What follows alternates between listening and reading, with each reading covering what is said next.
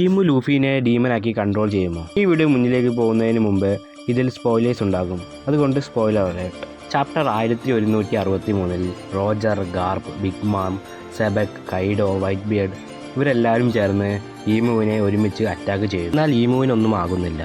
പകരം ഡോമി reverse technique ഉപയോഗിച്ച് സെബക്കിനെ ഡീമനാക്കുകയും ചെയ്തു. സെക്കൻഡുകൾ കൊണ്ട് സെബക്കിനെ പോലത്തെ ഒരു മോൺസ്റ്ററിനെ ഡീമനാക്കിയ ഈമുവിനെതിരെ ലൂഫി എങ്ങനെ ഫൈറ്റ് ചെയ്യും? ഫൈറ്റ് ചെയ്താലും തൻ്റെ ക്രൂവിനെ ഡീമനാക്കുന്നതിൽ നിന്ന് എങ്ങനെ രക്ഷിക്കും? ഇതിൻ്റെ ആൻസർ സിമ്പിളാണ്. ചാപ്റ്റർ 1151 വായിച്ചിട്ടുണ്ടെങ്കിൽ ഈമു അതിൽ ഡോറിയെയും റോഗിയെയും ഡീമനാക്കിയപ്പോൾ നമുക്കൊരു ബോർഡ് ഗെയിം ഒത്തേലോ കാണിക്കുന്നുണ്ട്. ഈ ഗെയിമിൽ ബ്ലാക്ക് ആൻഡ് വൈറ്റ് കോയിൻസ് ഉണ്ടാകും. ഇതിൽ എതിരാളിയെ തോൽപ്പിച്ച് അവരുടെ കോയിൻസ് നമ്മുടെ കൈക്കലാക്കണം. ഡോറിയും റോഗിയും ഡീമൻ ആയതിനു ശേഷം നമുക്ക് കാണാം വൈറ്റ് കോയിൻസ് ബ്ലാക്ക് കോയിൻസ് ആകുന്നത്. ഇതിൽ ബ്ലാക്ക് കോയിൻസ് പ്രതിപാദിക്കുന്നത് ഈമുവിനെയാണ്. ലൂഫിയാണ് വാരിയർ ഓഫ് ലിബറേഷൻ. ലൂഫി ആൾക്കാരെ ലിബറേറ്റ് ചെയ്ത് തൻ്റെ സൈഡിലേക്ക് കൊണ്ടുവരും. ഈമുവിനെതിരായ ഒരു പെർഫെക്റ്റ് കൗണ്ടറാണ് ലൂഫിയുടെ ഫ്രൂട്ട്.